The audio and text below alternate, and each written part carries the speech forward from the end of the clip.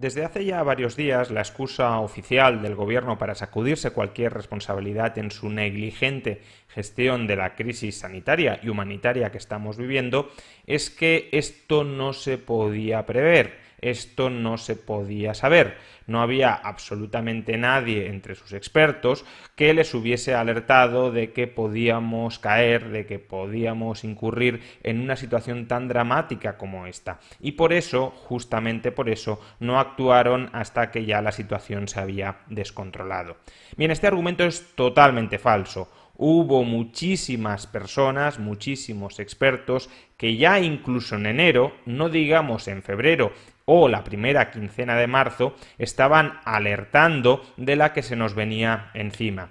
En este vídeo no voy a hablar de otros expertos, voy a hablar de los comentarios que yo, sin ser un experto en este tema, pero sí una persona que tuve el cuidado y la diligencia de informarme sobre lo que se nos estaba viniendo encima, voy a recopilar los comentarios que yo hice durante la segunda quincena de febrero y durante la primera quincena, o más bien los primeros 10 días de marzo, es decir, hasta que el gobierno empezó a tomar las primeras medidas de contención reforzada, es decir, hasta que empezaron a reaccionar. Fijémonos que esos últimos días de febrero o esos primeros días de marzo son absolutamente cruciales para conseguir controlar la epidemia, es decir, para salvar miles de vidas que no se salvaron porque este gobierno no quiso reaccionar a tiempo. Y repito, no porque no lo supieran, sino porque no lo quisieron saber. Y como demostración, vamos a recopilar aquí todas las advertencias que yo, insisto, sin ser un experto, pero sí una persona moderadamente informada sobre este tema, lancé desde finales de febrero y principios de marzo. Comencemos con el primer tuit, que es un tuit que publica el programa de Al Rojo Vivo a partir de una entrevista que les otorgué el 25 de febrero. Titular de Al Rojo Vivo: Juan Ramón Rayo advierte de que no se puede descartar una situación como la italiana en España por el coronavirus. Si accedéis a las respuestas a este tuit, que todavía están online, veréis que todos o prácticamente todos los que contestaron a él empezaron a hacer chanza, a hacer mofa de este pronóstico que únicamente replicaba lo que ya había advertido la Organización Mundial de la Salud.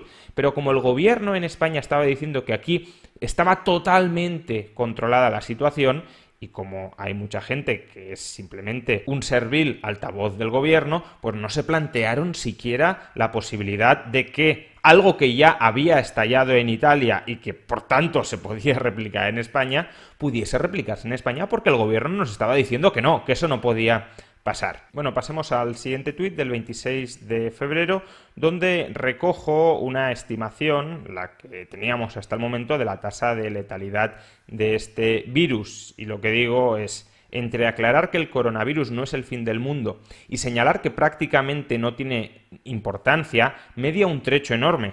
Siendo tan contagioso y con una tasa de mortandad, de letalidad, tan alta en los tramos más altos de edad, lo irresponsable es decir que no pasa nada. En esta tabla lo que se observaba es que la tasa de letalidad aumentaba mucho conforme se incrementaba la edad del contagiado, y por consiguiente, si podía tener una tasa de letalidad superior al 10% en determinados tramos de edad, era una absoluta barbaridad desdeñar el riesgo al que nos enfrentábamos. Pero pasemos al siguiente tuit. En este caso se trata de un retuit de otro tuitero, Principia Marsupia, que proporciona además una información bastante relevante. La tasa de letalidad depende de la disponibilidad hospitalaria. Si colapsa el sistema sanitario, puede superar el 3%. Otro motivo para no desdeñar los riesgos de una infección generalizada. Es decir, en este tuit ya estoy advirtiendo de que es fundamental controlar esta epidemia, porque, al contrario de lo que estaban diciendo muchos, esto no era una gripe más. Y no era una gripe más no solo porque su tasa de letalidad probablemente sea más alta, sino porque era mucho más contagiosa que una gripe común. Y por tanto, si es mucho más contagiosa y si además el porcentaje de personas que requieren hospitalización es mucho más alto que en una gripe, era obvio que corríamos el riesgo de que el sistema sanitario se pudiera desbordar. En el siguiente tuit recojo la información que proporciona un periodista y además muy buen amigo, Juanma del Álamo, que ha hecho un seguimiento extraordinario de esta crisis ya desde enero. Por tanto, ya venía alertando desde enero, mucho antes que yo, por ejemplo, a gran escala en Twitter, y recoge una información que es muy grave, que es muy preocupante, ya el 26 de febrero. El positivo por coronavirus de Sevilla llevaba desde el día 12 con síntomas. Esta noticia, ¿por qué era importante? Porque nos estaba informando del primer contagio local conocido y además totalmente descontrolado desde el 12 de febrero. Y justamente digo esto, 2 semanas de contagios autóctonos, extremadamente tranquilizador. Pero oye, que el gobierno asegura que está todo bajo control y no tenemos por qué dudar de lo que nos dice. Cuando se empiezan a localizar los primeros contagios locales, autóctonos, no importados, 26 de febrero, ya deberían haberse adoptado de inmediato medidas, porque significa que hemos perdido el control de la cadena de transmisión, significa que no sabemos quién está contagiando a quién y por tanto significa que el virus está acampando a sus anchas. ¿Hizo algo el gobierno a partir del 26 de febrero?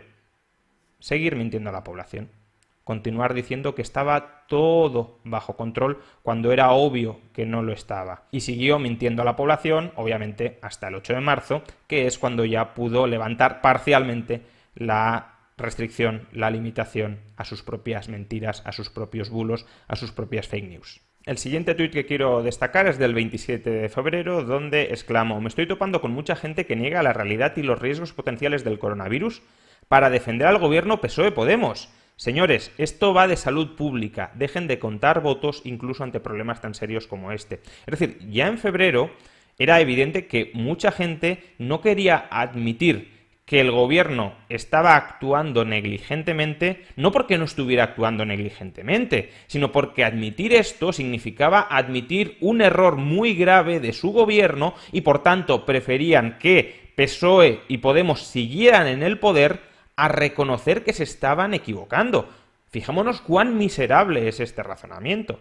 La gente contra la que protestaba, contra la que exclamaba en este tuit, estaba anteponiendo su preferencia ideológica sectaria a la vida de miles de personas. Porque si esta gente que defendía al gobierno cuando ya empezaba a ser evidente que lo estaba haciendo fatal, hubiesen criticado al gobierno de manera mucho más agresiva, de manera mucho más intensa, puede que el gobierno hubiese reaccionado antes, puede que el gobierno hubiese tomado medidas de manera anticipada, y si lo hubiese hecho, se habrían salvado vidas. Pero prefirieron callar, prefirieron seguir siendo altavoces serviles del gobierno, prefirieron seguir propagando conscientemente las mentiras, las consignas que les estaba enviando el gobierno, para que ese gobierno de izquierdas no sufriera un desgaste electoral entre los ciudadanos, antes que preocuparse por la vida de otras personas. Bien, ese mismo 27 de febrero también publiqué estos 2 tweets donde digo: Hong Kong tiene 92 casos confirmados de coronavirus. Su gobierno no ha quitado gravedad al asunto. La población es consciente del riesgo. Mensaje que me llega desde Hong Kong. Todos están siendo muy cuidadosos. No salir, evitar muchedumbres, comprar online, máscara, lavarse las manos. Esto me lo había enviado, me lo acababa de enviar un contacto en Hong Kong. Insisto, entre alarmar y desinformar minimizando el problema hay un trecho. Incluso, si no van a tomarse medidas contundentes como en Italia o Corea del Sur, los políticos no deberían inducir a la gente a que desdeñe los potenciales riesgos de sus acciones diarias. Es decir, incluso asumiendo que el gobierno no quería cerrar la economía, que el gobierno no quería cerrar colegios, que el gobierno no quería prohibir aglomeraciones para así permitir la manifestación del 8 de marzo, al menos no habría estado de más que el gobierno dijera en público: señores, esto es un problema gravísimo, apelamos a su responsabilidad individual, protéjanse a ustedes y protejan a los demás, no salgan innecesariamente a la calle, no acudan innecesariamente a aglomeraciones o a sitios públicos, eviten el contacto, extremen las medidas higiénicas. No hicieron nada de todo esto. porque si hubiesen hecho algo de todo esto, evidentemente tendrían que haber reconocido que al no estar tomando medidas estaban siendo totalmente negligentes. Continuamos con otro tuit del 28 de febrero, donde recojo la noticia de que Suiza ha cancelado sus grandes eventos y digo, Suiza tiene 8 casos confirmados y suspende todos los grandes eventos. Esto para cuando nos diga el gobierno que fueron los primeros en reaccionar. No es verdad. Muchos otros países ya habían reaccionado, quizá de manera insuficiente, pero ya habían empezado a reaccionar mucho antes. Una de las medidas de sentido común que tendría que haberse adoptado desde un principio es prohibir grandes aglomeraciones de personas, grandes actos, grandes eventos. ¿Por qué el gobierno no lo hizo? ¿Porque no lo estaban haciendo otros países ante casos mucho menores, mucho menos numerosos que los de España? No, no lo hizo porque había que salvar a toda costa las manifestaciones del 8 de marzo y por tanto comprometieron la vida de millares de españoles por su sectarismo ideológico, por su dogmatismo ideológico, por su fanatismo ideológico, por su electoralismo, por su aprovechamiento electoral de esas manifestaciones. Ese mismo 28 de febrero también recogí otra noticia donde ya se titulaba el 28 de febrero. La epidemia cuestiona la capacidad de emergencias para hacer frente a un aumento de casos. Y lo que comenté al respecto es, ya hemos pasado del tenemos el mejor sistema sanitario del mundo y no hay de qué preocuparse a no está claro que podamos hacerle frente a la epidemia. Si esto sigue escalando rápido, los mismos que minimizan hoy el problema culparán a los recortes del desbordamiento. Y eso es exactamente lo que ha sucedido. Eso es exactamente lo que estamos viendo. Los mismos que me acusaban a mí y a mucha más gente de alarmistas en esas fechas, que no había nada que temer, que la sanidad pública era un escudo social que iba a hacer frente totalmente al coronavirus, ahora están diciendo que no, que la culpa no es suya. La culpa no es suya de no haber previsto nada, porque esto era imprevisible. La culpa es de los recortes del sistema sanitario. La culpa es de que el sistema sanitario no tenía los suficientes medios.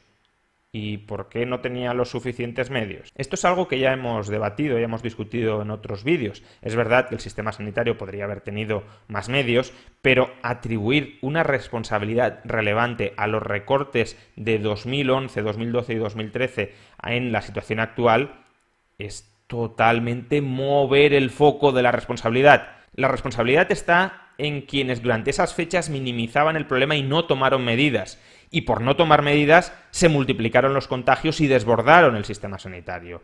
La responsabilidad solo está de manera muy subsidiaria, muy secundaria, muy menor en quienes recortaron el gasto, no lo olvidemos, porque el país estaba en situación de quiebra, no por capricho, no porque así lo quisieran. Y de hecho, en el siguiente tuit, unido al anterior, lo que ya digo es lo que he seguido diciendo, 28 de febrero. La realidad es que ningún sistema sanitario de ninguna parte del planeta está capacitado para hacer frente a un contagio masivo y simultáneo. Por eso es tan importante las medidas preventivas y de contención. Aquí está explicado perfectamente. Otro tuit del 28 de febrero donde retuiteo a otro tuitero, Belardo Daoiz 2, que también ha hecho muy buen seguimiento de esta crisis y donde dice lo siguiente, el tuitero: recomendaciones para países con el virus. Recomendaciones de la OMS. Activar el más alto nivel nacional de respuesta para reducir el contagio. 2. Priorizar la detección de casos e inmediato aislamiento, trazar todos los contactos y poner en cuarentena. Es decir, la OMS ya el 28 de febrero estaba diciendo declaren el estado de alarma y empiecen a hacer test masivos para comprender, para conocer, para saber quiénes están infectados y quiénes no lo están, para poder aislar a los que están infectados y a sus contactos. Y lo que yo digo es, lo que dice la OMS es que hay que activar ya el más alto nivel nacional de respuesta al contagio y que la población se tiene que concienciar de la gravedad de la situación. Gravedad no es sinónimo del fin del mundo. Pero aquí seguimos con que es una gripe más, porque efectivamente el 28 de febrero seguíamos diciendo que estaba todo bajo control, que esto tampoco era tan grave y que por tanto no había que sobrereaccionar ni generar alarmismo. La OMS estaba advirtiendo de que esto era algo muy serio el 28 de febrero y no hicimos ningún caso. También el mismo 28 de febrero retuiteo a otro tuitero, a Jan Bassin, donde lo que nos dice es que después de haber estudiado la gripe del año 98, la mal llamada gripe española, una de las principales conclusiones que se podía extraer es que las autoridades mintieron sistemáticamente. Y esta es la lección que intento rescatar para la actual epidemia. Mientras mucha gente seguía diciendo las autoridades nos están diciendo que eres un alarmista porque estás diciendo que van a suceder cosas que las autoridades dicen que no van a suceder, lo que recordaba es algo que debería ser de sentido común. Señores, que las autoridades también mienten. De hecho, son uno de los principales grupos que mienten en momentos de crisis y de dificultad. Digo, la lección de la gripe española de 1918, las autoridades, esas que nunca mienten ni se equivocan, engañaron a la población para mantener alta su moral durante la Primera Guerra Mundial y como consecuencia de ello murió mucha más gente. Salvando las distancias, es lo mismo que ha sucedido aquí. Y lo trágico es que muchas de las personas que leyeron este tuit y que por tanto podrían haber establecido un muy simple paralelismo para contribuir a salvar vidas hoy, lo que hicieron fue seguir criticando a quienes alertábamos de esto y seguir defendiendo ciega y sectariamente al gobierno que les estaba engañando. Ejemplo de este engaño y de esta desinformación masiva por parte de las autoridades sanitarias es un tuit del Ministerio de Sanidad que rescaté el 29 de febrero. El tuit del Ministerio de Sanidad es del 26 de febrero, pero lo rescaté el 29. ¿Y qué dice el Ministerio de Sanidad el 26 de febrero? Al llegar de una zona de riesgo puedes hacer vida normal. Si tras 14 días no tienes ningún síntoma, no es necesario tomar medidas. Es decir, que el Ministerio de Sanidad, el 26 de febrero, cuando ya se había decretado el contagio masivo en el norte de Italia, cuando las autoridades italianas ya habían cerrado el norte del país, estaba diciendo que si venías de ahí, bueno, pues que no tomaras ninguna precaución en especial, que hicieras vida normal, que fueras, por tanto, contagiando a todo el mundo si te habías infectado, y si aparecían los síntomas, eso sí, ahí ya tienes que tomar medidas de precaución para evitar contagiar a otros. Pero en un virus tan sumamente asintomático, al menos durante una fase de esta enfermedad como es el coronavirus, decir que la gente que no tenga síntomas y que por tanto está contagiada pero asintomáticamente haga vida normal y contagie a otros, es que es de una negligencia delictiva. El Ministerio de Sanidad estaba instando a la gente a contagiar a otra gente. Y eso es lo que rescataba, ironizando, para ver si alguien se daba cuenta, diciendo, y si tras 14 días ya has contagiado a todo tu entorno por haber hecho vida normal, ¿qué le vamos a hacer? Desinformación pública. Sí, esto era la desinformación pública que muchos, insisto, estaban defendiendo de manera fanática y de manera dogmática. Además, las mentiras de las autoridades no eran exclusivas de España. Ya sabíamos a finales de febrero que otras autoridades internacionales también estaban mintiendo a su población. Y esto es lo que recogía en este tuit del 29 de febrero. En una noticia, dice, la administración de Trump intenta minimizar los riesgos sanitarios y económicos del coronavirus. Y yo planteaba dos cuestiones. Primera, ¿entendemos que Trump tiene un incentivo perverso a minimizar el problema para que no caiga la bolsa y no se reduzcan sus probabilidades de reelección? Porque eso es en lo que estaba Trump. En noviembre tiene que salir reelegido. Trump siempre ha fiado su reelección a que el mercado de valores, a que la bolsa esté muy alta y evidentemente lo último que deseaba es que el mercado de valores se hundiera, que la bolsa se hundiera. ¿Cómo podía evitar que la bolsa se hundiera? Difundiendo bulos, diciendo que esto no era en absoluto grave. Esto lo hacía Trump. Pero la segunda pregunta que formulaba es ¿por qué no aplicamos esa misma desconfianza razonable hacia otros políticos y otros estados? Al nuestro. ¿Por qué en las noticias sí se entiende perfectamente que Trump estaba minimizando irresponsablemente el riesgo del coronavirus? Y sin embargo Sánchez, que estaba haciendo exactamente lo mismo. De hecho, el día 29 de febrero, Sánchez había tomado todavía menos medidas que Trump. Trump ya había restringido los vuelos desde China, por ejemplo, para evitar la importación de contagios a Estados Unidos. Sánchez no había hecho absolutamente nada. Tenía el mismo discurso que Trump y, sin embargo, la prensa española veía muy claramente que Trump estaba mintiendo, estaba manipulando por interés político y, sin embargo, no atribuía la misma irresponsabilidad, la misma negligencia al gobierno PSOE-Podemos cuando hacían exactamente lo mismo, cuando seguían exactamente el mismo patrón. La prensa también tiene mucha responsabilidad en haber sido un altavoz servil de este gobierno en no haber juzgado críticamente al gobierno, en haberle creído a pies juntillas y por tanto en haber actuado como mera correa de transmisión de los bulos que estaba propagando el gobierno.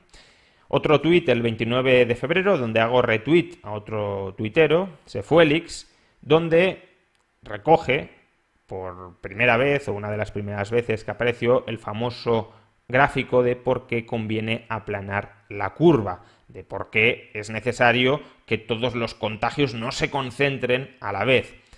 Y lo que digo es, las cuarentenas puede que no terminen evitando los contagios, pero sí consiguen espaciarlos en el tiempo. Con ello se logra, 1. Evitar desbordamiento de los hospitales. 2. Ganar tiempo hasta la vacuna. 3. Mandar una señal clara a la ciudadanía de que el problema es grave. Pues bien, esto que, de nuevo, era de sentido común, que había que avisar con señales costosas a los ciudadanos de que esto no era una broma, de que había que tomar ciertas medidas de prevención para evitar los contagios, para romper las cadenas de transmisión, algunos lo veíamos, pero el gobierno dice que no se podía ver, que no se podía prever, que nadie lo podía saber. Bueno, pues ahí estamos viendo cómo muchos sí lo sabíamos. El 2 de marzo hago un retuiteo a otro tuitero, a un periodista, que este sí ha hecho un seguimiento fantástico, riguroso, honesto, de la crisis del coronavirus y de las mentiras gubernamentales alrededor de ellas, Matthew Bennett. Matthew Bennett recogía unas declaraciones de Fernando Simón, donde Simón dijo: cualquier medida de restricción causaría un impacto económico muy importante. Salvo 2 zonas concretas, el 90% de los casos de coronavirus son importados, asegura Simón. Dice que aún no es el momento de anular nada en España. Bueno, esto era falso, el 2 de marzo ya había muchos contagios locales. Pero lo que me interesa sobre todo de esta información que aportaba Bennett es que si nos fijamos, Simón estaba descartando medidas duras de prevención no porque fueran innecesarias, no porque fueran incluso contraproducentes para combatir la propagación de la epidemia, sino porque podían tener un impacto económico muy importante. Este gobierno estaba anteponiendo un cálculo bastante frívolo y bastante inexacto de cuál iba a ser el PIB durante las próximas semanas a la vida de los ciudadanos. Aparte de la manifestación del 8 de marzo, que también, lo que el gobierno no quería es que la economía se viniera abajo. Lo que nos están diciendo ahora de que el Estado protege, de que el Estado es un escudo social, todo eso es mentira. El Estado estaba dispuesto a sacrificar a parte de su población para evitar que el PIB no cayera. Y por tanto, ahora están reescribiendo la historia. En su momento, antepusieron los euros contantes y sonantes a las vidas humanas. Y de hecho, esto es lo que decía yo mismo el 2 de marzo. Si no se adoptan medidas preventivas mayores, no es porque no sean recomendables para controlar la epidemia, sino porque no quieren dañar la economía. Quienes establecen esas prioridades son los políticos, no los técnicos. Ahora nos intentan engañar con que ellos siempre siguieron el criterio de los técnicos. Los técnicos lo que hacen es dibujar distintos escenarios. Si hacemos esto, puede pasar esto. Si hacemos lo otro, puede pasar lo otro. Si hacemos aquello, puede pasar lo de más allá. Y luego el gobierno, valorando las probabilidades de éxito y los riesgos, es el que dice: pues vamos a seguir esta estrategia o vamos a seguir aquella otra estrategia. Y lo que evidentemente hizo el gobierno cae de lleno bajo la categoría penal de dolo eventual. ¿Qué es el dolo eventual? Conocer las consecuencias que tus decisiones van a tener, no querer esas consecuencias, evidentemente, no estoy diciendo que el gobierno quisiera que murieran miles de personas, pero aceptar ese resultado como inevitable de tus decisiones. Bueno, pues si mueren miles de personas, ¿qué le vamos a hacer? Esa fue la decisión que tomó el gobierno. Vamos a salvar la economía, aunque a lo mejor mueran miles de personas. Insisto, que no nos vendan ahora, que no nos intenten convencer ahora con que ellos siempre antepusieron la protección de los ciudadanos. No, antepusieron salvar la economía para que no les restara votos, porque evidentemente un hundimiento económico les perjudica. Antepusieron su ideología, las marchas del 8 de marzo, a la vida de sus conciudadanos, a la vida de los españoles, a la vida del resto de las personas. El 2 de marzo también recogí unas declaraciones de la Organización Mundial de la Salud, donde la Organización Mundial de la Salud decía: este es nuestro mensaje para todos los países. Todavía no es inevitable. Podemos hacer retroceder al virus. Vuestras acciones actuales determinarán el curso de la epidemia en vuestro país. No hay alternativa salvo actuar ahora. Y concluí, habida cuenta de que el gobierno no estaba haciendo absolutamente nada, pues de momento estamos condenados. Y ciertamente así fue. Durante esos días en los que la OMS ya estaba diciendo tomen medidas ya, actúen ya, se están contagiando sus poblaciones, va a morir mucha gente, el gobierno estaba de brazos cruzados. ¿Por qué estaba de brazos cruzados? Para no hundir la economía y porque era 2 de marzo y no 9 de marzo. El 2 de marzo, por cierto, también publiqué un artículo en el Confidencial, confidencial.com, titulado ¿Para qué sirven las cuarentenas?, donde escribí, aparte de otros, los 2 siguientes párrafos. Se entiende mal la obstinación política española en no tomar ninguna medida dirigida a romper determinados tipos de cadenas de transmisión, restringir grandes aglomeraciones de personas, suspender servicios públicos no esenciales, cancelar las clases, instar al teletrabajo, elevar el nivel nacional de alerta, etc., que aun cuando pudiera tener un impacto económico en determinados sectores, turístico o educativo, no afectaría de manera directa a la regularidad de los suministros.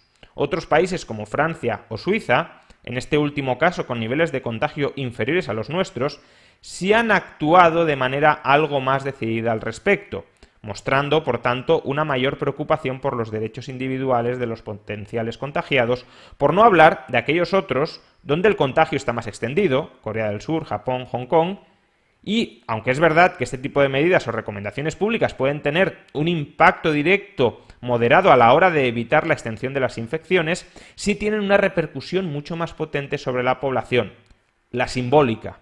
Aunque es verdad que si la epidemia alcanzara mayores dimensiones no resultará necesario que se nos comunique la gravedad de la situación, esta será evidente, en estos momentos tan preliminares, cuando los contagios se cuentan apenas por decenas y todavía no hay, afortunadamente, ninguna muerte en nuestro país, sí la había habido, pero no nos habían informado todavía de ello en estas fechas, existe el muy serio riesgo de subestimar el potencial infeccioso del COVID-19 y, por tanto, de no tomar a título personal y voluntario medidas preventivas muy necesarias para nuevamente frenar el ritmo de contagio, como lavarse las manos con frecuencia, evitar tocarse la cara, mantener la distancia entre personas, suspender reuniones innecesarias, etc. Es decir, lo que estaba reclamando en este artículo es: tomen al menos algunas medidas que trasladen a la población el mensaje de que esto va en serio, de que se lo tienen que tomar en serio y de que por tanto tienen que adoptar medidas preventivas. Porque si ustedes dicen que esto es una gripe más, como una gripe más se va a quedar. Y la gente en una gripe no toma medidas extraordinarias. Y aquí sí las necesitábamos de nuevo para salvar vidas. El 3 de marzo retuiteé a Oriol Mitjà, que es una de las personas que supo ver, después de una confusión y rectificación inicial, supo ver desde muy temprano el riesgo, el peligro al que nos enfrentábamos, y Oriol Mitjà, el 2 de marzo, yo lo retuiteo el 3, dice: con el COVID-19 siempre parece que vayamos un paso atrás, reaccionamos en lugar de anticiparnos. Los modelos avisan que en una ciudad grande habrá unos 5 casos al día hacia la tercera semana de marzo. El peor escenario, si no se activan medidas de control, serían 100 casos al día. Y yo lo que comento es, afortunadamente, ya empiezan a escucharse voces contra la excesiva pasividad de las autoridades ante la epidemia a la que nos enfrentamos. Aquí otra, y recojo un artículo del Confidencial, de una experta en asuntos sanitarios que también criticaba al gobierno, y también, digo, el país ya reconoce que no es como una gripe. Ese día el país ya había reconocido y había dado marcha atrás al decir que esto sí, era más grave que una gripe y que hasta ahora nos habían estado desinformando. También el 3 de marzo me empiezo a quejar de la falta de testeo, de tests entre la población española. Evidentemente, si no hacemos test, pues no aparecen contagiados, pero si no hacemos los test, no aparecen contagiados sobre las estadísticas, pero los contagiados en el mundo real sí están y sí siguen contagiando a otros. Lo que digo es, si no hacemos suficientes tests, no tenemos ni contagios ni muertes por coronavirus. Pero más allá de habernos ocultado la muerte, esto lo digo porque ese día nos enteramos de que ya había habido muertos por coronavirus de los que no nos habían informado hasta el momento, pero más allá de habernos ocultado la muerte, sigo diciendo que es muchísimo más grave que no estén haciendo tests en masa para A, conocer el número de contagiados, B, detectar los focos de contagio. Y sigo diciendo lo que ya dije hace días. Cuestionemos siempre a las autoridades. Su único interés no es proteger a la población, sino también perpetuarse en el poder, aún engañando a la población.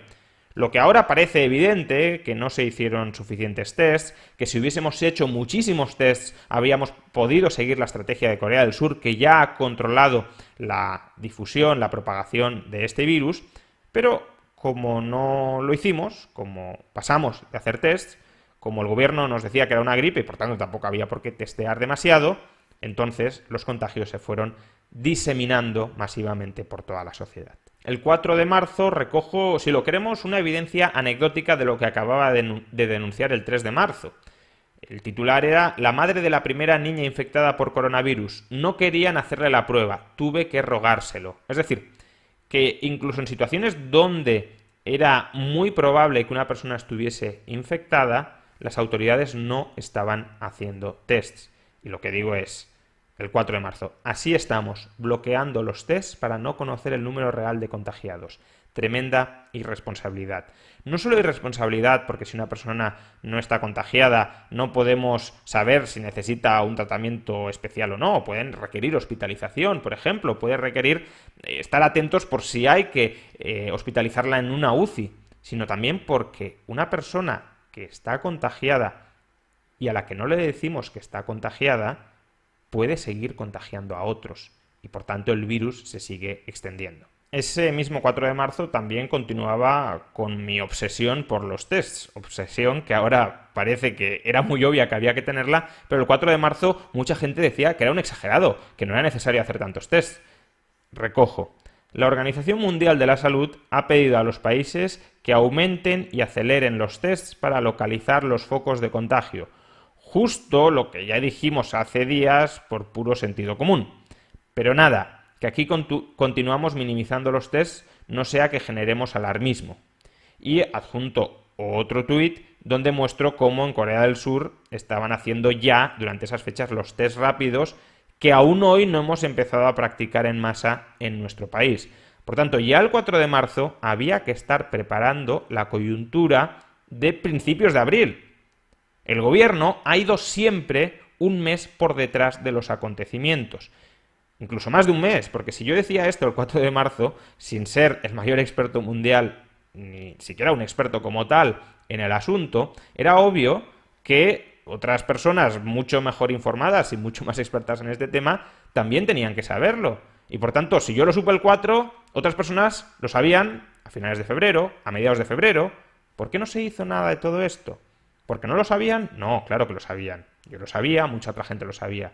No lo hicieron porque no interesaba hacerlo. Ese 4 de marzo recojo unas declaraciones de las autoridades sanitarias donde, de nuevo, vuelven a ilustrar su mala fe, su deshonestidad, su falta absoluta de rigor, su despreocupación por la vida de los ciudadanos. Fernando Simón dice: no es necesario cerrar colegios o universidades porque no ayudaría a frenar la expansión del coronavirus. El 4 de marzo. Recordemos que el 9 ya los cerraron, después del 8M. Pero el 4, 5 días antes de que tomaran la medida de cerrarlos, este señor, que supuestamente es un experto, y no dudo en que lo sea, pero es un experto tamizado, modulado, adiestrado por consignas políticas, el 4 de marzo estaba diciendo que no necesitábamos hacerlo. Y yo lo que le respondo es, el mismo día que Italia estudia el cierre de todos sus colegios y universidades, días después de que Japón ya haya hecho lo propio, este señor dice esto: deberían dejarse asesorar por nuestro gobierno. Esto es una ironía, evidentemente. Es decir, que Italia y Japón, que ya estaban o estudiando o tomando esas medidas, deberían escuchar a Fernando Simón, que supuestamente sabía mucho, diciendo que no había que hacer todo esto, aunque luego 5 días después lo hiciéramos. El 4 de marzo también recojo las declaraciones de las autoridades de Los Ángeles, donde envían un mensaje radicalmente distinto al que estaba mandando el gobierno de España. Digo, fijaos en la muy diferente actitud de las autoridades de Los Ángeles.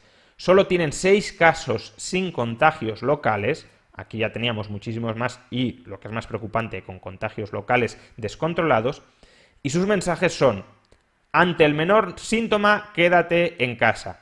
Prepárate para la suspensión de clases, eventos y trabajo presencial.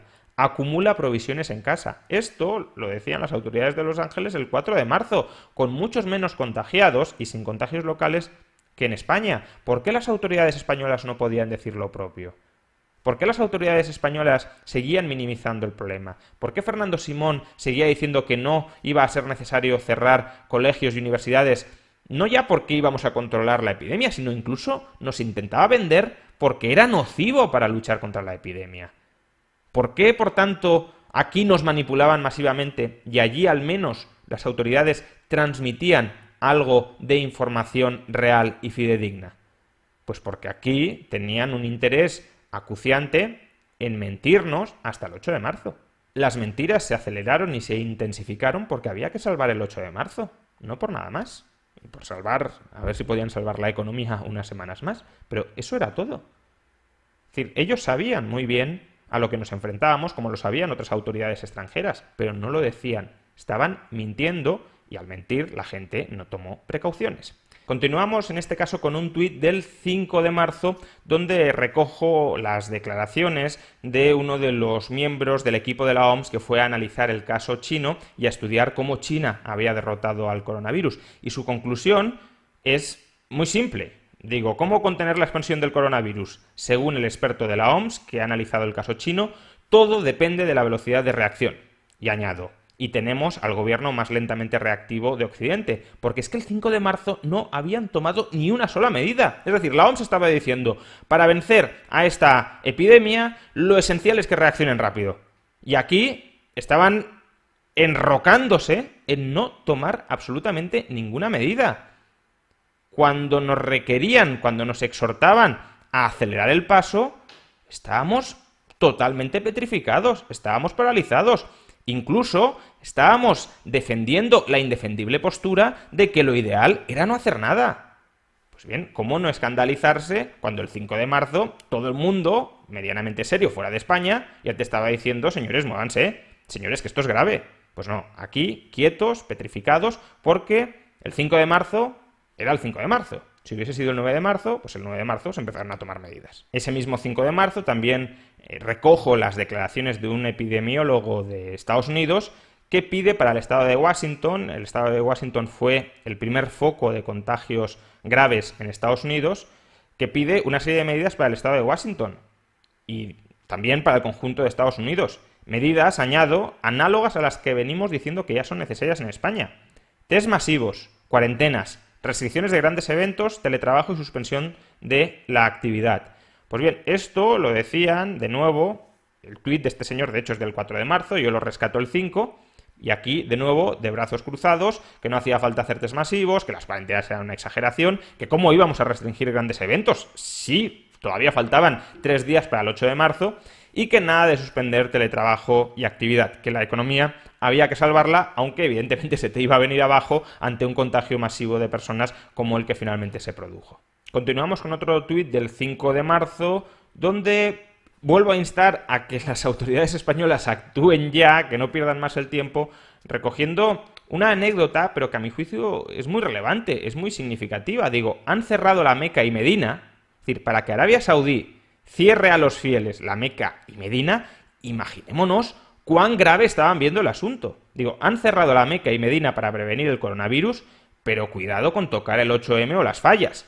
Es que en esas fechas todavía se estaba diciendo que no íbamos a suspender las fallas, que por supuesto el 8M no peligraba, y en Arabia Saudí, con menos contagios que en España, cerraron lugares sagrados de culto para los musulmanes, la Meca y Medina. Es decir, tomaron la medida más radical que se podía tomar en contra de las grandes aglomeraciones, y aquí, sin embargo, el 8M era mucho más sagrado a ojos del feminismo colectivista radical que puebla a este gobierno. También el 5 de marzo recojo unas declaraciones del presidente de la OMS, de Tedros, donde dice: mostramos preocupación de que en algunos países el nivel de compromiso político y de actuación política está demostrando que no está correlacionado, que no encaja con el grado de amenaza al que se enfrentan. Y lo que digo es, la OMS muestra su preocupación de que algunos países no están adoptando las medidas suficientes para el grado de amenaza al que se enfrentan. ¿En qué gobierno se estará pensando? Pues entre ellos, como era obvio, en el gobierno español, que era de los pocos gobiernos en todo el planeta que el 5 de marzo no había tomado ni una sola medida para combatir esta epidemia. Ni una sola. No que no lo tomara suficientes o no, ni una sola medida. Porque claro, tomar medidas implicaba reconocer la gravedad del asunto, y reconocer la gravedad del asunto implicaba tener que restringir la marcha del 8 de marzo. El 6 de marzo recojo un comunicado del Colegio de Médicos donde, por primera vez, y es una pena que no levantaran la voz antes, por primera vez empezó a protestar por la falta de medios materiales. Digo, el Colegio de Médicos comienza a protestar por la falta de medios y por el poco claro protocolo con el que las autoridades están enfrentándose a la epidemia del coronavirus. Imagino que serán quejas alarmistas. Fijémonos que este problema, este fallo absoluto de nuestro sistema sanitario, que los médicos, que son una parte de la población, o quizá la parte de la población más expuesta al riesgo de contagio, no dispongan de material sanitario suficiente como para protegerse, este problema es un problema clarísimo de falta de previsión. El 6 de marzo ya era evidente que nos íbamos a enfrentar a una grave y descontrolada epidemia, y ya era evidente que el sistema sanitario, como cualquier otro sistema sanitario, no tiene que ver con los recortes, no cuenta con los medios materiales suficientes para hacer frente a una epidemia.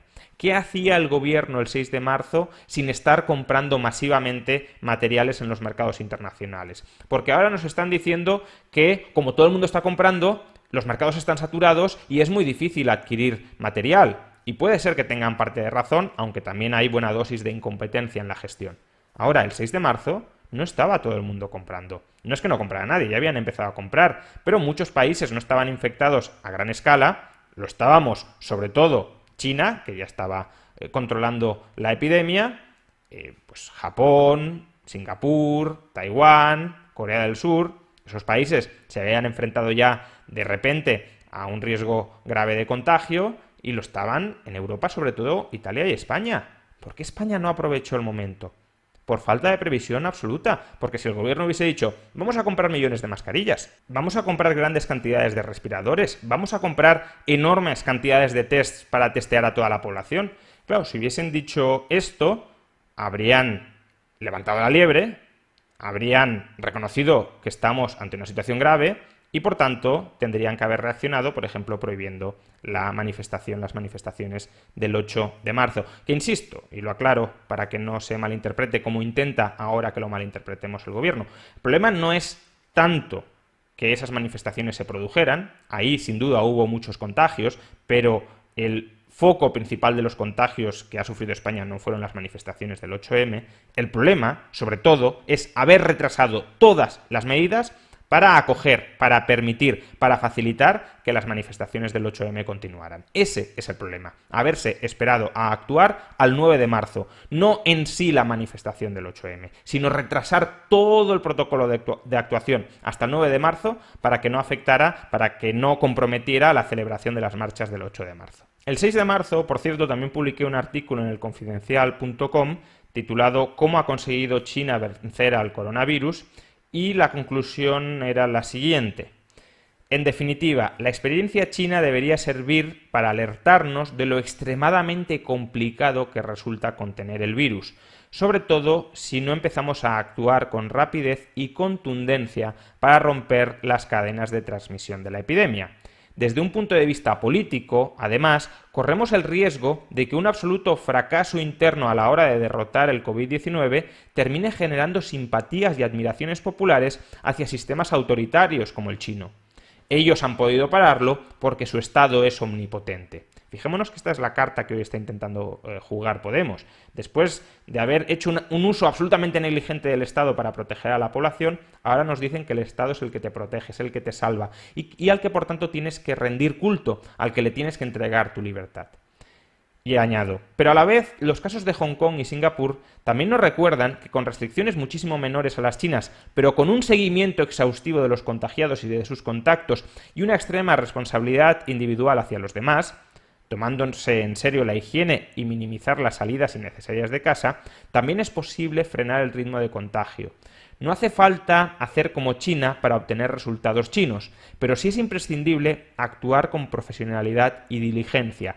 Si no lo hacemos, confundiremos la inoperancia, pasividad y negligencia de un partido político específico con la inoperancia de un régimen amplio de libertades, y la epidemia vírica será seguida por una epidemia autoritaria. Esta es la situación en la que hoy, por desgracia, nos encontramos. El gobierno no actuó cuando tenía que actuar y como no actuó cuando tenía que actuar, ahora está no solo sobrereaccionando, no solo está restringiendo muchas más de las libertades individuales que habría sido necesario restringir en su momento para evitar los contagios, sino que además está intentando legitimar un cambio de régimen político por el cual el gobierno va a tener más potestades, más poderes extraordinarios sobre la población con un carácter permanente. Porque si el Estado es el que nos salva de una situación tan grave como esta, en realidad es quien nos ha condenado con sus mentiras, con sus bulos, pero claro, el mensaje es, si el Estado nos salva de una situación tan grave como esta, ¿por qué no nos va a salvar en nuestro día a día? Si el Estado es bueno para algo tan grave como esto, ¿no va a ser igualmente bueno para problemas menores? Pues no, señores, no pierdan de vista, no olviden nunca cómo el Estado, cómo las autoridades políticas nos han mentido, nos han manipulado y nos han sacrificado anteponiendo sus intereses políticos egoístas a la vida de los ciudadanos. Continuamos con un tuit del 8 de marzo donde recojo la información que llega de Lombardía, donde se nos dice que el sistema sanitario italiano está colapsando. Digo, el sistema sanitario italiano al borde del colapso por el coronavirus.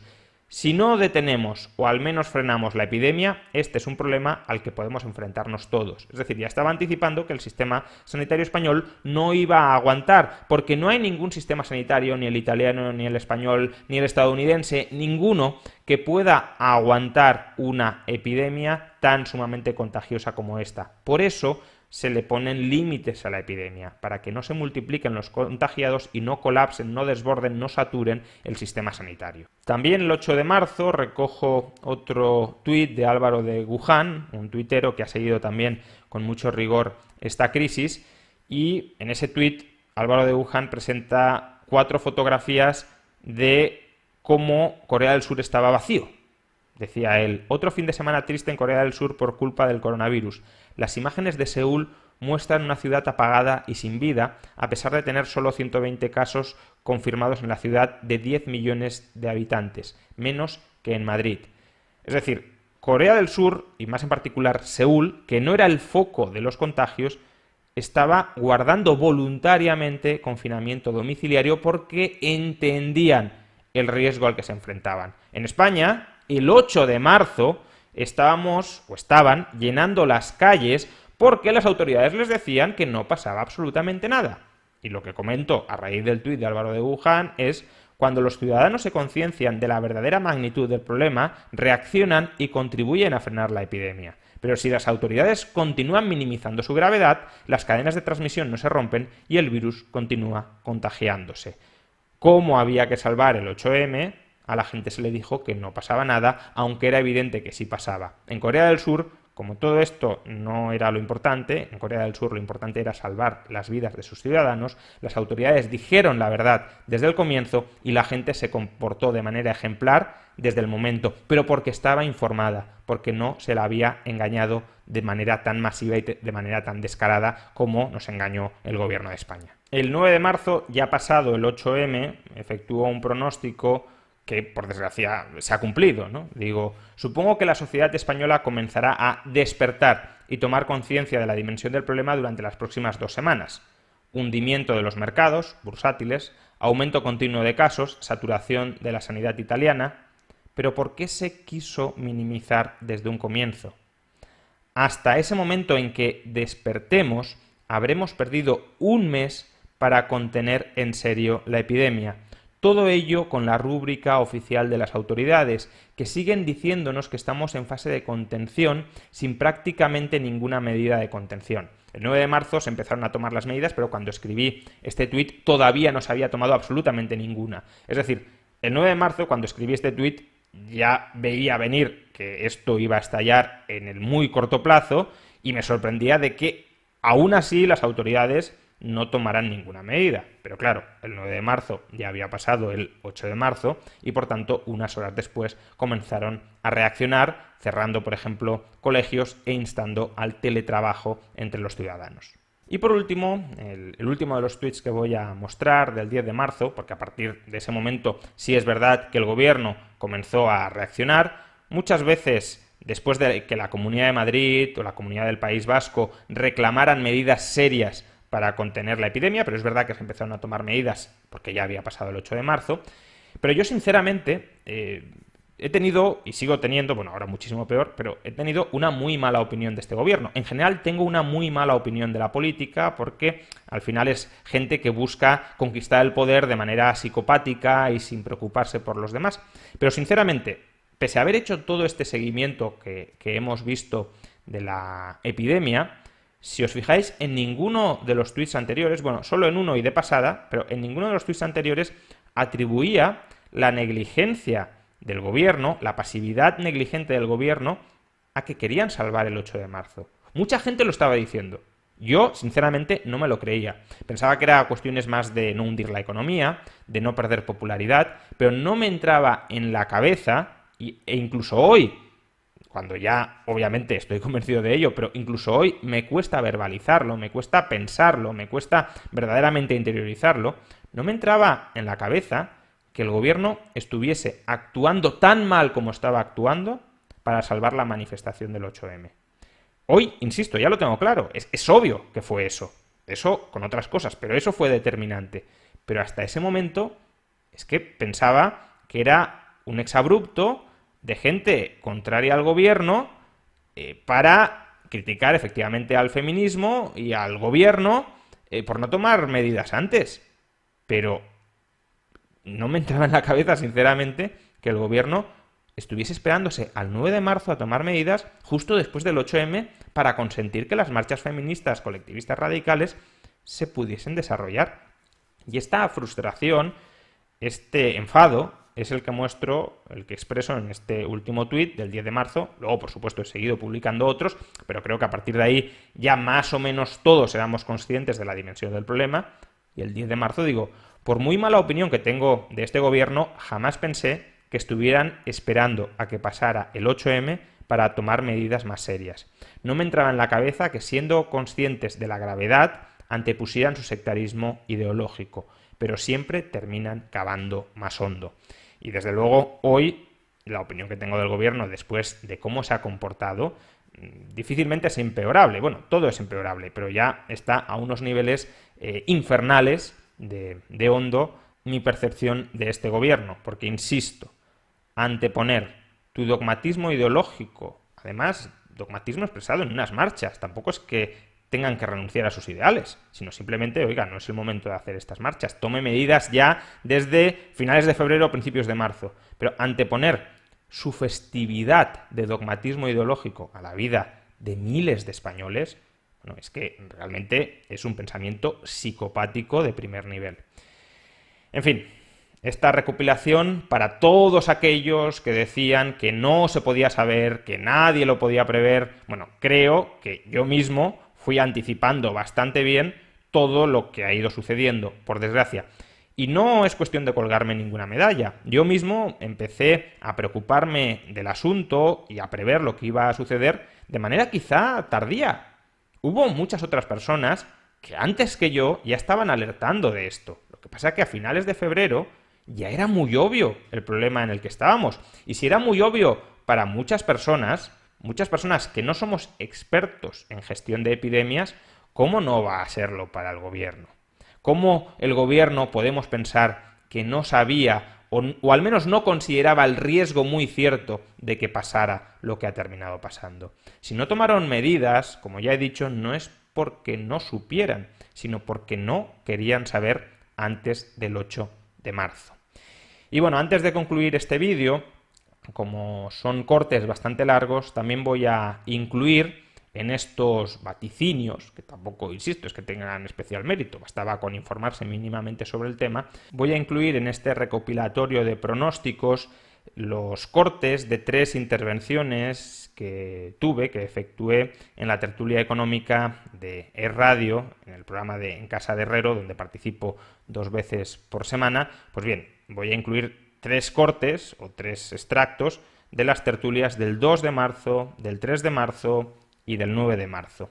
Empecemos, ya digo, son cortes largos, pero bueno, para quien le interese escucharlos en retrospectiva y que vea pues cómo se podían saber las cosas, empecemos escuchando los cortes de la tertulia del 2 de marzo. Si esto se sigue extendiendo, y por desgracia, insisto, creo que la previsión más razonable es que esto siga aumentando, porque tenemos los precedentes de Wuhan y de Corea del Sur, y lo que vemos es que hasta que no se toman medidas, con suerte, esto no se detiene. Pues claro, si ya está el virus entre nosotros y por tanto si la única forma de detenerlo va a ser tomar medidas, que no entiendo por qué no se toman hoy, pero este sería ya otro debate, todo esto va a implicar una paralización de la economía. Porque ya hemos visto qué ha pasado en China. En China se ha conseguido controlar el virus, al menos de momento, parando absolutamente la economía. Es decir, mandando a la gente a sus casas con una reclusión voluntaria o, en el caso de China, absolutamente obligatoria. También en el norte de Italia, por cierto. Y por tanto, si esto se reproduce aquí, pues es que el PIB español no es que deje de crecer el 1,6 y pase a crecer el 1,4, como dijo Bank of America hace unos días. Es que, según la magnitud de la parálisis, que no sabemos cuál va a ser, no se puede ni siquiera descartar que este año entremos en recesión.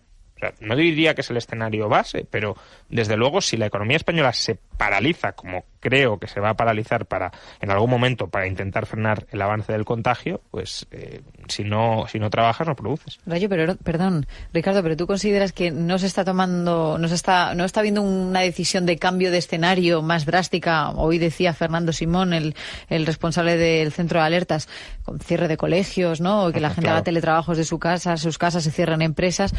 ¿Por algo político, consideras? Por algo político y económico. Es decir, económico, que el gobierno no quiere dañar el turismo y otras industrias que supondría este tipo de medidas.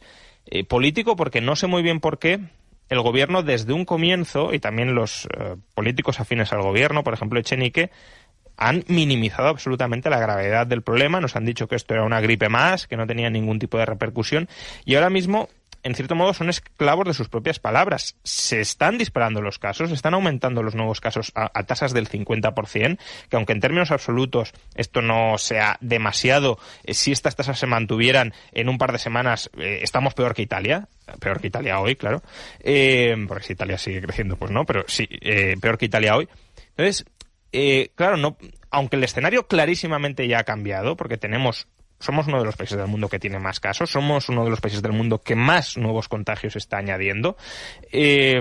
No se están tomando medidas, porque claro, si hace 3 días te decían que no iba a haber contagios y que no hace falta, pues eso, prohibir ningún gran evento o paralizar las clases hasta nuevo aviso o suspender servicios públicos no esenciales, claro, ¿cómo ahora en 3 días van a decir no, nos equivocamos hace 3 días, hay que rectificar? Entonces, van a dejar que esto siga avanzando hasta que por vergüenza ya lo tengan que rectificar, pero es que mientras tanto los contagios se siguen produciendo y hoy mismo la OMS ha dicho que hay que actuar ya y que las medidas se tienen que tomar hoy, que el virus, según la OMS, todavía se puede frenar, pero que si se frena o no dependerá de las medidas que se tomen hoy. Y hoy este gobierno no está tomando ninguna medida. No sé si quieres comentar algo más. Sí, bueno, yo sí que quería explicar, porque he escrito justamente hoy sobre el tema. Eso te quería preguntar, las cuarentenas. Sí, y quería reflexionar un poco sobre la idea de cuarentena, que es desde luego la política que este gobierno no está adoptando. Cuarentena en un sentido amplio, es decir, dispersión de grandes aglomeraciones de gente y reclusión voluntaria o no voluntaria de las personas infectadas o sospechosas de ser infectadas para que no contagien a otros.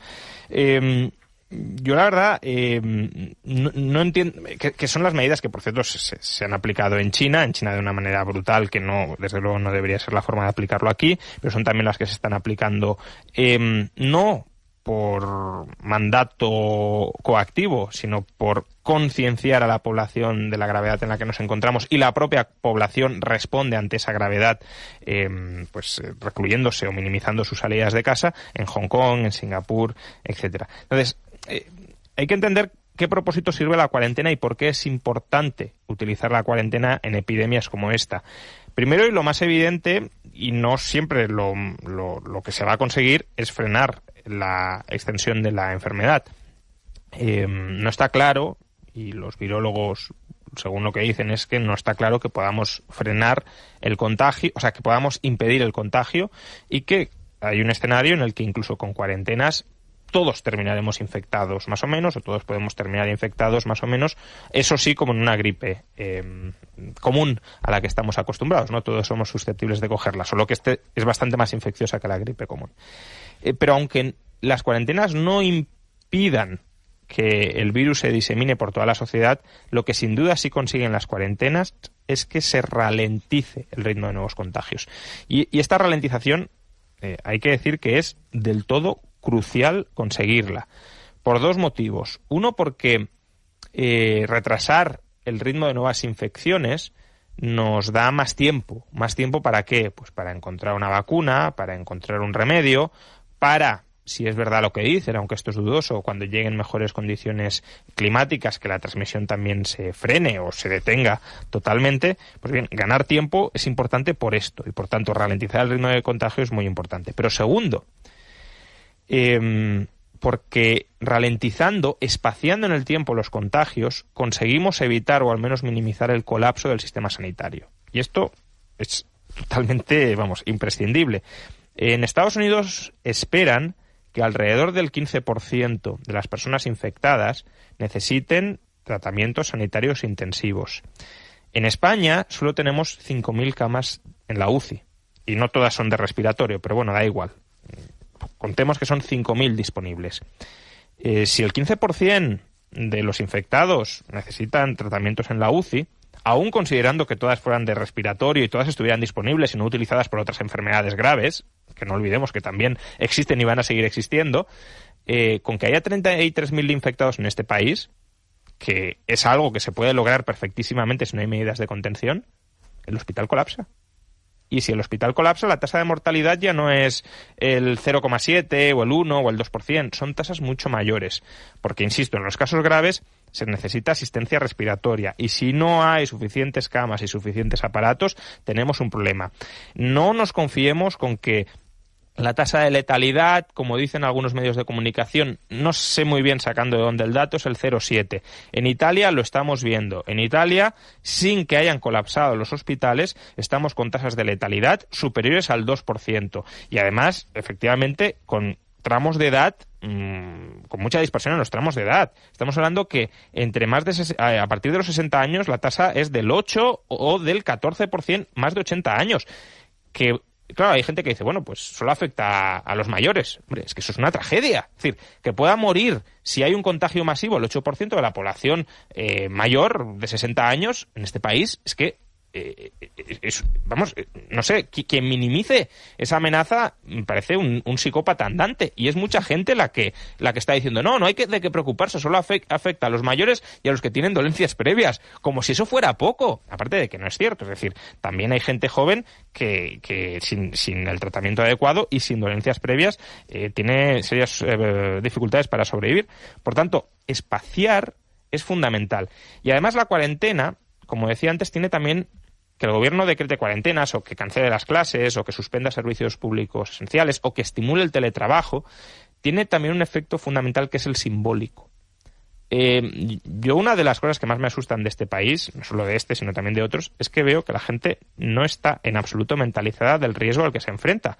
Sigue yendo a aglomeraciones masivas de gente con total tranquilidad. No toma las medidas higiénicas básicas de lavarse las manos con frecuencia, no tocarse la cara, desinfectar objetos que hayan salido al exterior. Todo eso no lo está siguiendo, y no lo está siguiendo en gran medida porque el gobierno sigue diciendo que es una gripe común, y para una gripe común no hacemos todas estas cosas. Por tanto, si es una gripe más, vivimos como una gripe más con absoluta normalidad. El propio ministerio, en un tuit infame de hace 2 semanas, dijo que si llegabas de una zona infectada, tipo el norte de Italia, que hicieras vida normal durante 14 días y luego viéramos si tienes alguna infección. Es decir, que si te han contagiado, estás 14 días contagiando a otros. Me parece 15 días la situación era como la de ahora, ¿eh? Que no, el ministerio pero esto también ha ido evolucionando. Fernando, los mensajes que he ido enviando, ¿eh? Sí, pero esto lo dijo hace 3 días el Ministerio. 2 semanas había sido que habías dicho. Claro, o sea, que si hace 3 días dijo, si has estado en las últimas 2 semanas en el norte de Italia, haz vida normal. Claro, es que esto es llamar a la gente a que contagie a todo el mundo. Es que además, hoy lo que ha dicho Fernando Simón, pensando lo de las grandes aglomeraciones que estáis diciendo, el mensaje, a lo mejor es una lectura que puede tener. Fernando Simón ha dicho que si tenemos algún problema respiratorio o una breve sospecha de que podemos estar teniendo o padecer el coronavirus, el COVID-19, pues que nos quedemos en casa, ¿no? Que pensemos en los demás y que nos quedemos en casa. Es que eso es lo ultra mínimo, pero es que... Claro, pero es que es lo ultra mínimo, pero que están pensando en la voluntad de los demás. Tomar medidas. No. A ver, incluso aunque no tomáramos ninguna medida, solo con que el gobierno mandara un mensaje serio y de verdad, aunque claro, si hablas mucho y luego no tomas ninguna medida, ahí no cuadran las cosas, ¿no? Pero que no mande este tipo de mensajes, que lo que están diciendo es solo aquellas personas con algún síntoma, es una enfermedad, es un virus asintomático durante gran parte del periodo de incubación, cuando también se puede contagiar a otros. Por tanto, incluso personas que de buena fe vayan a estas aglomeraciones pensando que no tienen nada porque no tienen ningún síntoma, pueden infectar a otros. Y lo que tendríamos que hacer es todas aquellas aglomeraciones de personas que no sean imprescindibles, prescindir de ellas, cancelarlas durante un periodo preventivo, un periodo prudencial para evitar contagiar a otros. Y esto el gobierno no lo está diciendo. El gobierno está diciendo, bueno, si tienes síntomas, hombre, es que si tienes síntomas, lo primero, tendrías que hacerte un test. Problema, que este gobierno no hace test si no se cumplen 2 criterios. 1, que tengas síntomas y luego que hayas venido de una zona de riesgo o hayas estado expuesto a riesgos. O hacen el test, pero tardan una semana en darte los resultados. Bueno, eso aparte. Entonces, claro, sabemos que cuando se empiezan a hacer masivamente tests, el número de contagiados aumenta. En Corea del Sur, en Italia, hay más contagios, también porque se ha diseminado más la enfermedad probablemente, pero sobre todo porque están haciendo test a gran escala. En Estados Unidos están empezando ahora a salir los contagios porque se han empezado ahora a hacer test. En España, 3/4 de lo mismo. Con lo cual, si no sabemos realmente si estamos infectados o no, por responsabilidad, deberíamos intentar evitar acudir a eventos, o si no podemos, porque a lo mejor están comprometidos desde hace mucho tiempo, y minimizar el contacto con otras personas. Y este es un mensaje que tendría que trasladar el gobierno. Y el gobierno no solo no traslada ese mensaje, sino que dice, no hace falta que lo hagáis, solo si tenéis síntomas. El resto, haced vida normal. Pues no, eso es una irresponsabilidad. Pasemos ahora a los cortes de la tertulia del 3 de marzo. Lo hablábamos antes, yo ahí estábamos debatiendo antes a micrófono cerrado. Yo creo que por un lado sí que hay gente que a lo mejor está un poco histérica. A mí me dicen que estoy histérico. Yo creo que estoy más o menos viendo lo que puede pasar, y lo que puede pasar es muy malo, pero no veo cómo lo van a detener. Pero sinceramente no tengo la sensación de que la mayor parte de la población española esté histérica y se esté tomando esto realmente en serio. Yo cuando veo a la gente decir que no pasa nada por ir a las fallas, sin ser consciente del riesgo que está asumiendo, o que no pasa nada por ir a la manifestación del 8M, o que tenemos que hacer vida absolutamente normal, que es que ya no solo lo dicen de personas que no hayan estado en zona de riesgo. Recordemos que el Ministerio de Sanidad hace apenas 10 días colgó un tuit del todo negligente diciendo, si has estado en una zona de riesgo, haz vida normal durante 14 días y si no tienes síntomas, pues no pasa nada. Y claro, si tienes síntomas, has estado 14 días infectando a la gente por no tomar las mínimas precauciones debidas, ¿no? La mínima diligencia debida. Entonces, es muy importante, y lo hablábamos ayer, que la gente se mentalice de la responsabilidad individual que tiene para evitar contagiar a otros. El problema ya no es que te contagies tú. Es un problema, claro, sobre todo en determinadas edades. Recordemos que la mortalidad para más de 60 ronda el 8%, más de 80 el 14%. Eso con las cifras viejas. Acabo de ver que la Organización Mundial de la Salud ha revisado al alza la mortalidad hasta el 3,4%. De media en todos los diagnosticados, que es más de 30 veces superior a la de la gripe. Pero bueno, aún con los porcentajes anteriores, el problema ya no es, insisto, que uno se infecte. El problema es que uno se infecta y va infectando a otros, y eso genera una epidemia en cadena que es muy difícil de parar, salvo que uno pues tome las medidas mínimamente necesarias para evitarlo. ¿Qué están haciendo los ciudadanos de Hong Kong, de Singapur, a los que el gobierno no les ha mandado información engañosa o no ha omitido información crucial para que se conciencien de la situación? Pues reducen al mínimo sus salidas de casa. Por ejemplo, las salidas al centro de la ciudad se han reducido un 90%. El uso del transporte público también se ha desplomado un 70%. No es que el gobierno haya decretado una cuarentena forzosa de los ciudadanos en casa.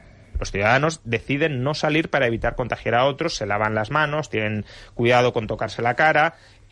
Los que pueden llevan mascarilla, que es algo que, por cierto, el gobierno también está mintiendo diciendo que no sirve para nada. Sí sirve. No es el gobierno, son las autoridades sanitarias. Bueno, las autoridades sanitarias coordinadas por el gobierno. Bueno, no solo las coordinadas por el gobierno. Bueno, en toda España. Con médicos y farmacéuticos y te dicen que tendrías que la Organización Mundial de la Salud no dice eso.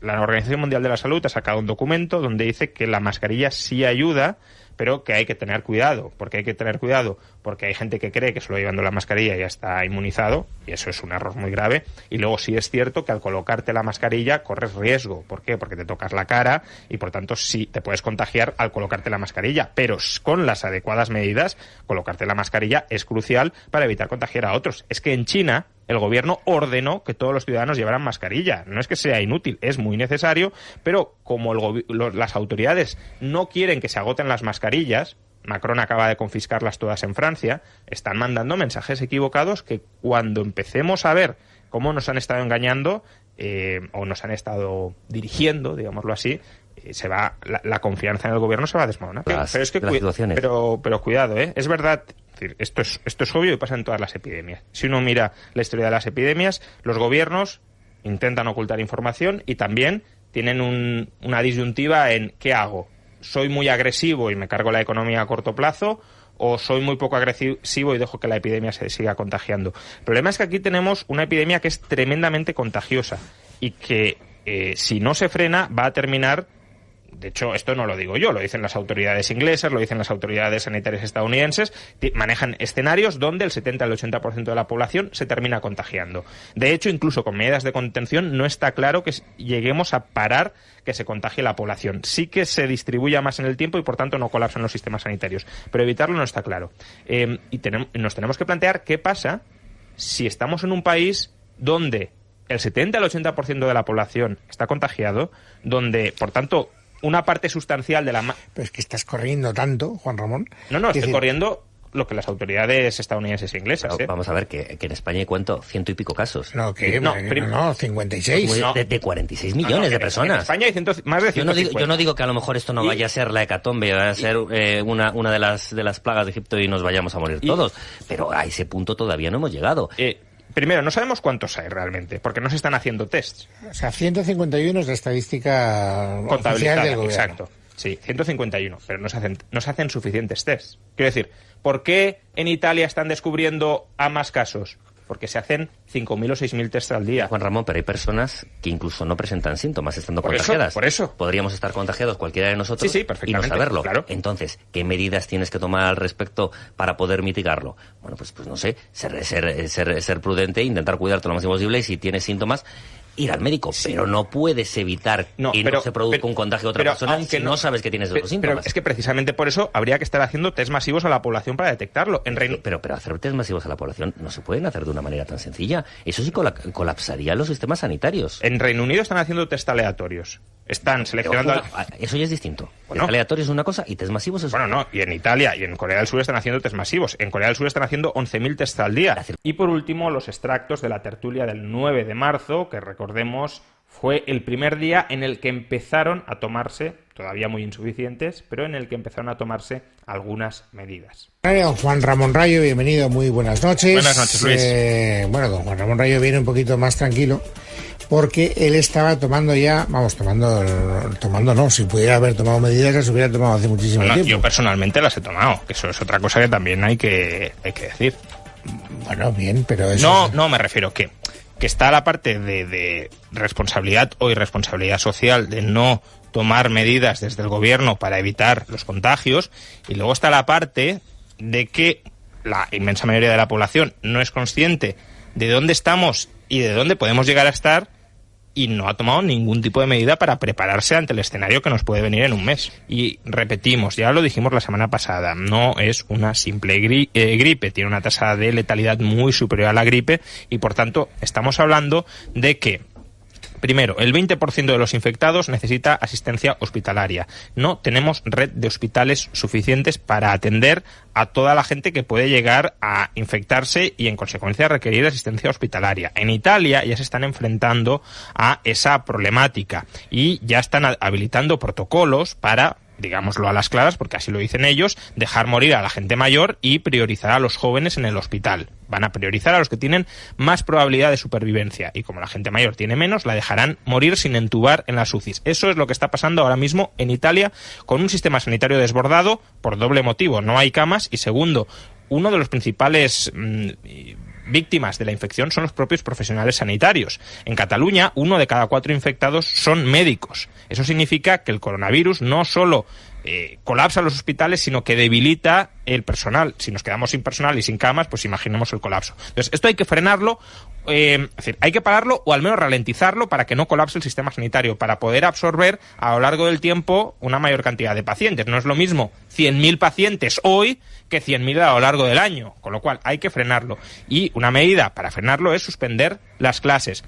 Tenemos evidencia de que suspender las clases es eficaz. En la gripe mal llamada española del 18 y 19, sabemos que las ciudades estadounidenses que combinaron suspensión de clases y prohibición de eventos públicos o de eventos masivos consiguieron, primero, llegar al pico máximo de letalidad antes y que ese pico de letalidad fuera más bajo que el de otras ciudades que no tomaron esas medidas. Es decir, murió mucha menos gente. Y este es el camino, pero es un camino que se tendría que haber adoptado no ahora, cuando la situación se ha descontrolado, sino hace un mes. A mí no me vale que me digan que se toman las medidas cuando las cifras están sobre la mesa. Este número de contagios de hoy es el número de contagios que se produjo hace 5, 6 o 7 días, porque el periodo de incubación es de una semana mínimo. Por tanto, cuando nos estaban diciendo que estaba todo bajo control, esto ya estaba descontrolado. Que haya muchas cifras, a mí, en principio, no me alarma especialmente. Hombre, me alarma en el sentido de que yo no confíe en las autoridades. Pero si las autoridades me dicen, oye, que hay muchas cifras, pero las tenemos todas perfectamente localizadas y, por tanto, podemos proceder a aislarlas y a evitar que contagien a otros. Pues bueno, vale, a lo mejor no habéis tomado hasta ahora las medidas demasiado drásticas, pero mientras esté todo bien acotado, si podéis pararlo, pues ponéis en cuarentena a estas 1.000 personas y se acabó. Pero el problema es que hoy han reconocido que hay 2 focos descontrolados. Y uno de esos 2 focos, en los que han perdido el control, que ya no saben los contagios locales por dónde van ni nada, y uno de esos 2 focos no es una pequeña ciudad de provincias, es la Comunidad de Madrid, con más de 6 millones de habitantes. Es decir, que estamos hablando de el motor económico de España, uno de los sitios más poblados de España donde han perdido el control. Pues hombre, han tenido una gestión deficiente tanto en la comunicación como en las medidas que han adoptado. Yo además, porque bueno, la semana pasada ya alertábamos de algunas cosas que pueden pasar y han pasado, pero creo que la ciudadanía todavía no es ni de lejos consciente de lo que puede llegar a pasar. Y conviene también que lo aclaremos y que la prevengamos. No porque tenga que pasar necesariamente, pero sí vemos la experiencia de otros países, qué ha sucedido y, por tanto, que es muy probable que se reproduzca en este país. Lo primero, no esperemos a corto plazo, aunque estas medidas tengan éxito, un frenazo de los nuevos contagios. Ya lo he dicho antes, los contagios de hoy son los que se produjeron hace 7 días. Por tanto, durante toda esta semana y parte de la siguiente vamos a seguir viendo los contagios que se han producido antes de adoptar estas medidas. Bien, pues perfectamente vamos a llegar a 2.000, 3.000, 4.000 o 5.000 contagiados. Habrá que verlo.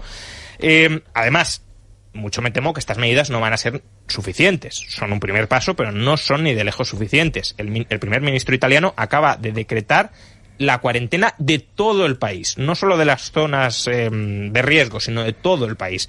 Y mucho me temo que vamos por esa dirección. Ahora mismo no se ha decretado una cuarentena en Madrid, pero probablemente la semana que viene se decrete, y cuando ya esté todo el país contaminado, pues entonces se cerrará todo el país. ¿Pero qué quiere decir la cuarentena de todo el país? Perdona, ¿el alcance de esa expresión a dónde llega? Todavía ¿Cierre de fronteras? No he leído todavía la noticia, pero si es la misma cuarentena que en las otras ciudades, es que no se puede salir de la ciudad de cada uno. Dicen que además es restricción de movimientos, que la gente no vaya a trabajar o que no o solamente por algo de emergencias. Las actividades deportivas quedan suspendidas. No va a trabajar, se paraliza la economía. Claro, pero es que eso es lo que ha hecho China. Es que tampoco nos sorprendamos porque en China sabemos que ha funcionado, son medidas muy drásticas, muy violentas, pero son las medidas que han funcionado en China. En Wuhan... ¿Estás hablando de cerrar los comercios? Sí, de cerrarlo todo. Pero vamos a ver. En Wuhan se prohibía que la gente saliera de casa. Solo se permitía que salieran 1 hora cada 2 días para hacer la compra, y una persona por familia. Evidentemente hay ciertos servicios básicos que sí se permiten para que pues haya alguien en la tienda atendiendo, pero en general el país se cierra, y eso es lo que aún hay que ver el desarrollo, porque es que está compareciendo Conte ahora mismo y no sé exactamente la extensión del cierre nacional, pero es lo que ha decretado y es a lo que vamos camino aquí. Esa es la primera consecuencia. Segunda consecuencia, cuidado con el abastecimiento de los supermercados en los próximos días. Cuando antes me decías que, le gustaría haber tomado otras medidas, yo ya he tomado mis medidas. Yo estoy abastecido para las próximas semanas. ¿Por qué? Porque preveía que esto podía pasar. No porque supiera que fuera a pasar, pero es que no me parece un riesgo simétrico exponerte a no tener alimentos en casa con adelantar el gasto si te equivocas. Es que no me parecen riesgos simétricos. Entonces, ya empieza a haber desabastecimientos en ciertos supermercados de Madrid. Y el desabastecimiento se puede deber tanto a que la gente sienta necesidad de encerrarse en casa cuando vea que el riesgo de infección saliendo a la calle es muy alto, sobre todo personas mayores, desde luego deberían encerrarse y no salir si esto se descontrola todavía más. Y segundo, si entramos en la dinámica de pensar que los supermercados van a estar vacíos, evidentemente todo el mundo va a ir a comprar y se van a vaciar los supermercados. Por tanto, es probable que esto se dé. Y si se da, que la gente tampoco se sorprenda. En Los Ángeles, donde la epidemia está mucho menos avanzada, al menos oficialmente, que aquí, los supermercados ya están desabastecidos de papel higiénico y de geles desinfectantes y jabones. Todavía no de bienes básicos, pero es que aquí ya empieza a haber desabastecimientos en algunos supermercados de todos los bienes básicos. Entonces, esto es algo que puede pasar en las próximas semanas y creo que la gente se puede frustrar muchísimo porque hace 10 días se nos estaba diciendo que esto era poco menos que una exageración, una fiesta y algo banal, y ahora nos encontramos con que las escuelas están cerradas, con que probablemente en las próximas semanas se cierren ciudades o se cierren regiones, y con que el abastecimiento normal en los supermercados puede no estar garantizado. En definitiva, creo que después de escuchar los audios hablan por sí solos y, repito, no hace falta ser un genio para anticipar todo esto, lo que hace falta es estar mínimamente informado. El gobierno tenía que estar informado, si no él, sus asesores, sus expertos, y por tanto el hecho de que, sabiendo todo lo que otros sabíamos, sabiendo muchísimo más de lo que otros sabíamos, el hecho de que aún así no actuaran, desde luego lo que pone de manifiesto es que, como ya he dicho, este gobierno prefirió sacrificar las vidas de millares de españoles antes que sacrificar su interés político. Su interés político en materia económica, su interés político en materia de reputación, su interés político en materia de festividades ideológicas, su interés político de lo que sea, pero antepuso su interés particular a lo que ahora llaman interés general. Pocas cosas más general que la generalidad de la vida de tus ciudadanos. Y desde luego, si estás dispuesto a sacrificar la vida de tus ciudadanos para no sufrir perjuicios económicos, perjuicios electorales, perjuicios ideológicos, aparte de, como también he mencionado, ser un psicópata, aparte de despreocuparte, de no tener ninguna empatía, incluso por algo tan sagrado como es la vida de las personas, desde luego ante lo que estamos es ante personas, autoridades, instituciones que no deberían tener grandes poderes, grandes competencias, grandes responsabilidades sobre la vida de las personas, porque ya hemos visto que las personas para ellos son meros peones en sus partidas de ajedrez. Y por desgracia, una de las conclusiones que algunos quieren extraer de esta crisis es que estas personas, autoridades o instituciones han de tener todavía más poder. Hacerlo así, darles todavía más poder a quienes nos han conducido a este desastre, sería una decisión completamente suicida, no solo ya para nuestras libertades, sino, como estamos viendo en la gestión dramática de esta crisis, también para nuestra propia supervivencia.